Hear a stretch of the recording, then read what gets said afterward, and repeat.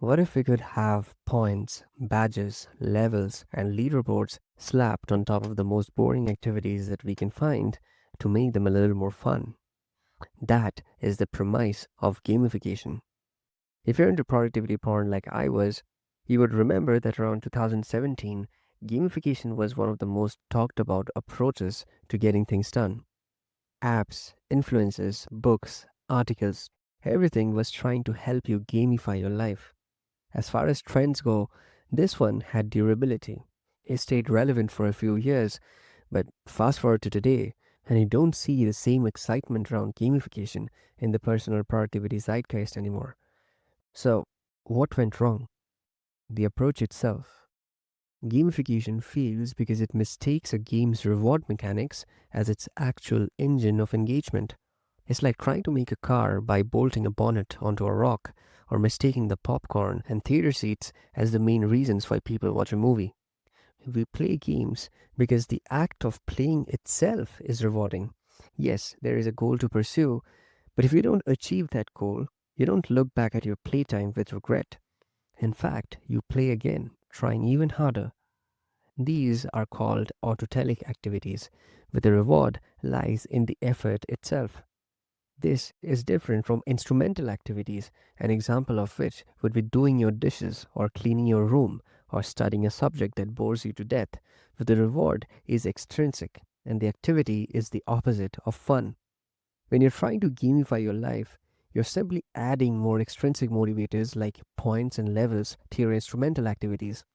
Not only does it fail to make the task less boring, but you also risk triggering the overjustification effect, which actually ends up harming your motivation to complete the task. A better way to deal with tedious tasks is to follow the DAT framework. Yes, I made that up. When the work requires no intellectual input, distract yourself, like listen to a podcast or music while doing your chores. When the work requires boring intellectual input, like sorting emails, filing receipts, or categorizing expenses, you automate it. Find an app or code something yourself. It's honestly never been easier. When the work requires creative input, find a way to delegate it. Try your best to find someone to collaborate with or pay someone to do the work for you.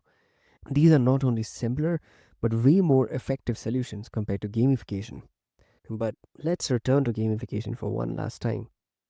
You see, we want to gamify things not only to do them more often, but deep down, we all want to play. And that is a noble instinct.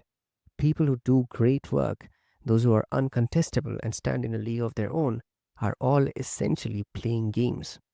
And we can say that with certainty because there has been considerable research on what makes games enjoyable, and it's essentially three characteristics: autonomy, you choose how you want to play and whether you want to play at all; uncertainty, you don't know how things will unfold; and competence, you can build or increase your capacity to affect the game world and hence combat the uncertainty.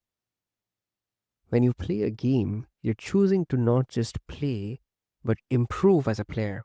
And as you improve, the number of possible outcomes of playing the game reduces until a single outcome remains, which is victory. If you look at the highest performers in any field, this is what they're doing.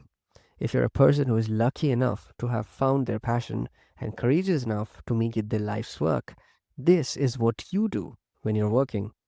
The pursuit of ambition is extremely fun when you're playing games in real life.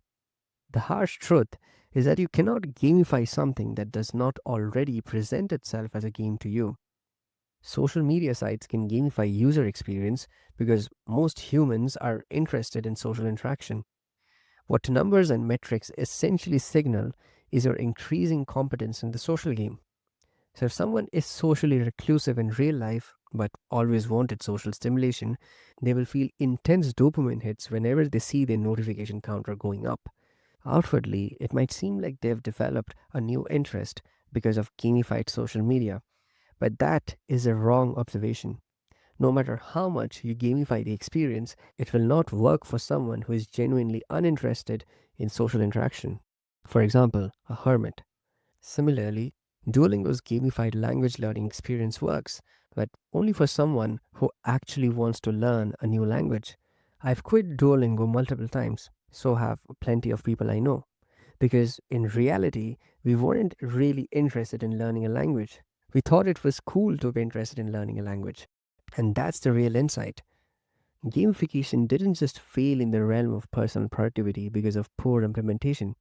It failed because we used it to lie to ourselves about what we actually wanted to do.